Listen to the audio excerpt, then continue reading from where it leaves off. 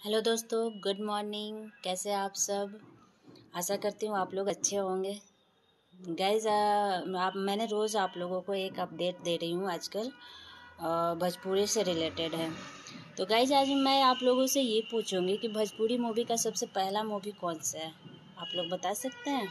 अगर पता होगा तो कमेंट में करना ज़रूर।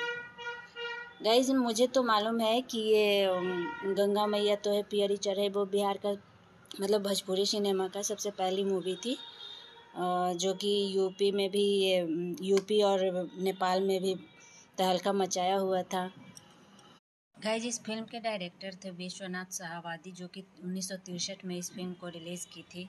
और इस मूवी ने बहुत ही अच्छा खासा कमाई की थी फिल्म इंडस्ट्री में।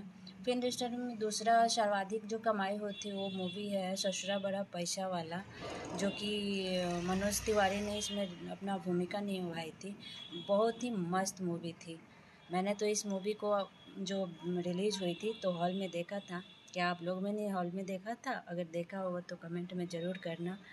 और मेरी अपडेट अगर आप लोग को अच्छी लगी हो तो प्लीज़ लाइक करना और शेयर करना और मेरे चैनल को सब्सक्राइब भी कर लेना। Bye bye, good night.